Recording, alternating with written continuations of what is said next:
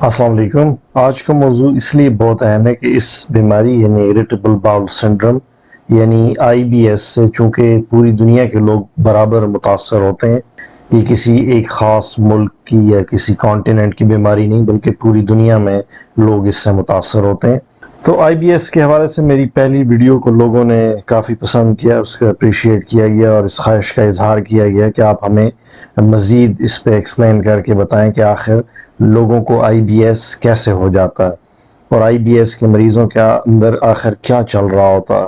تو آئی B S میں دراصل ہوتا یہ کہ پیشنٹ کے پیٹ میں یعنی اس کی آنتوں میں درد ہوتا ہے، مروڑ ہوتا ہے اور ساتھ میں اس کو لوز موشنز ہوتے ہیں یا اس کو کانسٹیپیشن رہتی ہے، یعنی یا تو پیٹ درد کے ساتھ ساتھ اس کو لوز موشن ہوتے ہیں اور یا پھر ایسے بھی پیشنٹس ہیں جن کو کانسٹیپیشن ہوتی ہے، اور ایسے پیشنٹس بھی ہیں جن کو کبھی کبھار لوز موشنز ہوتے ہیں، ڈائریا ہوتا ہے اور کانسٹیپیشن بھی وقتاً فوقتاً ان کو ہوتی رہتی ہے، لیکن شرط یہ ہے کہ ساتھ میں ان کو پیٹ درد ہونا چاہیے۔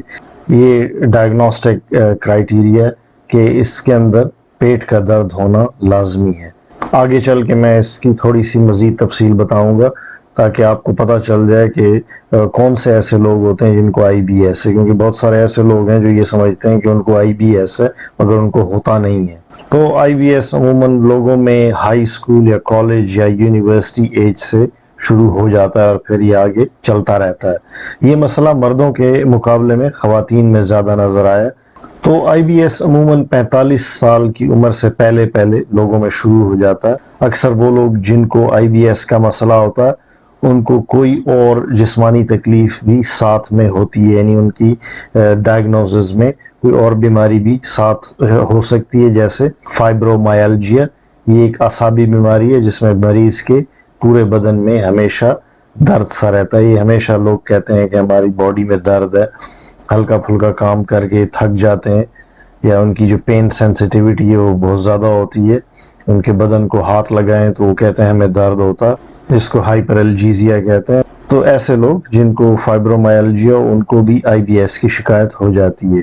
تو آئی بی ایس کے مریضوں کو اکثر جی آر ڈی یا گرڈ یا گیسٹرواسوفیگل ریفلکس ڈیزیز بھی ہو سکتا ہے، جس میں مریضوں کو ہمیشہ بدہضمی سی رہتی ہے اور ان کو ڈکار آتے رہتے ہیں۔ تھوڑا سا کھانے کے بعد ان کو سینس آف فلنس ہوتی ہے، تھوڑا سا کھانے کے بعد وہ سیر ہو جاتے ہیں، کھا نہیں سکتے، اور جس کی وجہ سے ان کی صحت رفتہ رفتہ خراب ہونے لگتی ہے۔ اس کے علاوہ ایسے مریضوں کو یعنی آئی بی ایس کے مریضوں کو ایم ڈی ڈی یا میجر ڈپریسو ڈس آرڈر، جس کو عام الفاظ میں ڈپریشن بھی کہتے ہیں، اس سے بھی اس کا کنیکشن دیکھا گیا ہے۔ اکثر لوگ جن کو سٹریس رہتی ہے یا پھر ڈپریشن رہتی ہے ان کو بھی دیکھا گیا ہے کہ آئی بی ایس ہو جاتا ہے لائف میں کسی سٹیج پہ۔ ان کے اندر دراصل سیروٹونین نامی مادہ یا کیمیکل یا تو کم بن رہا ہوتا ہے یا پھر زیادہ بن رہا ہوتا ہے، اس کو بھی آگے ڈسکس کریں گے۔ کچھ ایسے لوگ بھی ہوتے ہیں جن کی آنتوں میں سوزش یا انفلیمیشن ہوتی ہے۔ ایسے لوگ اگر اپنا بلڈ ٹیسٹ کرائیں یا C B C complete blood count جس کو کہتے ہیں وہ کرائیں، جو خون کا ایک سادہ سا ٹیسٹ ہے،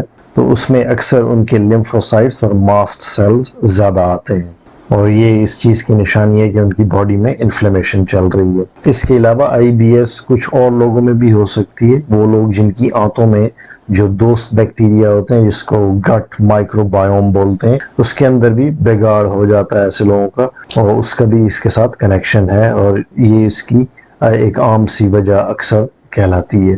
کچھ ایسی غذائیں ہیں مثلاً گندم، دودھ، تیز مرچ مسالے وغیرہ، جس کی وجہ سے کچھ لوگوں کی آنتوں میں سینسیٹیوٹی بڑھ جاتی ہے اور اس کے بعد ان کو پیٹ کا درد شروع ہو جاتا ہے اور پاخانے تکلیف سے آتے ہیں، کیونکہ آئی بی ایس کے مریض کو بہت تیز مروڑ پیٹ میں اٹھتے ہیں اور وہ جب سٹول پاس کرتے ہیں تو ان کو کافی تکلیف کا سامنا کرنا پڑتا ہے۔ تو جن لوگوں کو آئی بی ایس ہو وہ گندم، دودھ وغیرہ اور تیز مرچ مسالے ان کو اوائڈ کریں۔ آئی بی ایس کے مریض یہ بھی بتاتے ہیں کہ ان کو پاسٹ میں کوئی انفیکشن ہوا تھا اور اس کے بعد یہ مسئلہ یعنی آئی بی ایس ان کی زندگی میں شامل ہو گیا۔ تو کچھ لوگوں کو یہ یاد رہ جاتا ہے کہ مجھے فلاں سال میں یا فلاں مہینے میں کوئی انفیکشن ہوا تھا پیٹ کا اور اس دن سے ان کو آئی بی ایس چل رہا ہے۔ تو ایسے کچھ بیکٹیریا کے نام ہیں ایکولائی، کمپائلوبیکٹر، جو کہ انسان کو آئی بی ایس کی طرف لے جاتے ہیں، ان کے کرونک انفیکشنز اگر ہوں۔ یہ بیماری فیملیل بھی ہو سکتی ہے، اگر آپ کے کسی فرض ڈگری ریلیٹیو یعنی آپ کے والدین یا بہن بھائیوں میں سے کسی کو IBS ہو تو آپ کے بھی چانسز بڑھ جاتے ہیں کہ آپ کو بھی کسی سٹیج پہ یہ ہو جائے۔ تو آپ نے دیکھا کہ اس کی وجوہات یا وہ فیکٹرز جن کی وجہ سے IBS ہوتا ہے اس کی اتنی ساری مختلف ٹائپس ہیں، یعنی کسی بھی ایک شخص میں IBS کی کوئی بھی مختلف وجہ ہو سکتی ہے، یعنی ایک ملٹی فیکٹوریل مسئلہ ہے۔ اس کی علامات کی طرف آ جاتے ہیں۔ پیٹ میں درد، اس کی بنیادی علامت پیٹ میں درد ہونا ہے۔ اگر کسی کو ہر ہفتے کم از کم ایک بار پیٹ میں درد کی شکایت ہو، اس کو غور سے سنیے، اگر کسی شخص کو ہر ہفتے کم از کم ایک بار پیٹ میں درد کی شکایت ہو اور اس کے ساتھ اس کو یا ڈائریا ہو جاتا ہو اور یا کانسٹیپیشن ہو جاتی ہو یا دونوں رہتے ہوں، تو اس کا مطلب ہے کہ اس کو IBS ہے۔ اگر ایسا نہیں ہے تو اس کو IBS نہیں ہے، کوئی اور مسئلہ ہوگا پیٹ کا۔ تو اس میں شرط کیا ہے؟ IBS ہونے کے لیے شرط یہ ہے کہ آپ کو ہفتے میں کم از کم ایک بار پیٹ میں یعنی آنتوں میں مروڑ یا درد ہو۔ اس سے زیادہ بار بھی ہو سکتا ہے مگر کم از کم ایک بار ہونا اور متواتر ہر ہفتے کم از کم ایک بار پیٹ میں درد ہونا سب سے اہم اور بنیادی علامت ہے۔